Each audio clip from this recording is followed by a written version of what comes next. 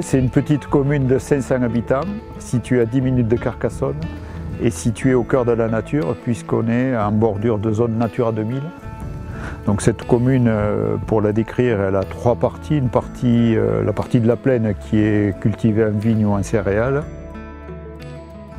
La partie médiane qui est la partie urbanisée et puis la partie la plus haute sur le massif qui est la partie nature et qui est d'ailleurs classée zone Natura 2000 pour la préservation de 3 espèces de chauves-souris. Je dirais que le label Terre Saine, c'est un petit peu la cerise sur le gâteau puisque la volonté de l'équipe municipale depuis de nombreuses années, je dirais presque une vingtaine d'années, c'est de valoriser ce que nous a donné la nature, cette qualité de vie, et de la préserver, d'avoir un engagement pour la protection de la biodiversité. Et donc l'équipe municipale s'est engagée à entretenir les espaces sans pesticides déjà depuis longtemps. Et puis nous avons adhéré à la démarche de cette labellisation. Pour nous, c'est une reconnaissance à la fois du travail accompli, d'avoir cette récompense de label Terre Saine.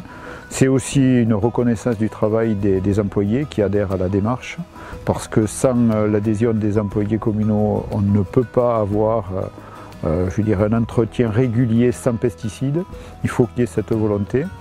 Et puis, je dirais que la récompense, parce que je l'appelle une récompense Terre Saine, c'est aussi un engagement à nous poursuivre dans cette voie et de dire, comme un grand sportif, quand on arrive au plus haut de l'échelle, c'est d'y rester, donc qu'on mérite dans le temps ce label Terre Saine. Tout le cœur du village a été réaménagé en créant des espaces verts, qui sont à la fois des poumons naturels, mais qui sont aussi des lieux de vie pour la population, parce que la volonté de l'équipe municipale, c'est aussi de faire adhérer la population à cette démarche. Pour moi, c'est un triptyque, hein. Il faut qu'il y ait la volonté politique, il faut qu'il y ait les employés qui participent, et puis il faut l'adhésion de la population. Et c'est la clé de la réussite de ce label Terre Saine. Donc il y a eu des aménagements dans le cœur du village, il y a des aménagements ici, nous sommes au City Stade et à l'aire de jeu, des aménagements pour les enfants, pour les mamans qui viennent ou les papas accompagner leurs enfants, voilà. Et puis il y a aussi l'exemple du cimetière où on a adhéré il y a quelques années une démarche du conseil départemental qui est je crois que ça s'appelait cimetière en herbe.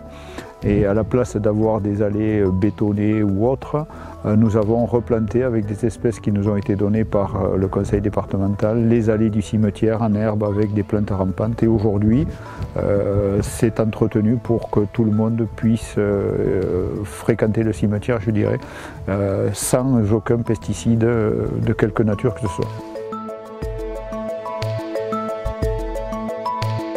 Alors nous avons eu, je dirais, l'opportunité d'adhérer à une démarche initiée par Carcassonne Agglo dans le cadre d'un PAPPH intercommunal qui nous a permis de définir les lieux de la commune qui méritaient d'être valorisés, d'engager des actions de préservation, mais également d'avoir des financements publics pour l'acquisition de matériel, et nous avons fait l'acquisition de 3 appareils, une binette électrique, un réciprocateur et un appareil thermique pour brûler les herbes, ces 3 appareils étant subventionnés à 80%, donc une part minime pour la commune dans le cadre de ces investissements.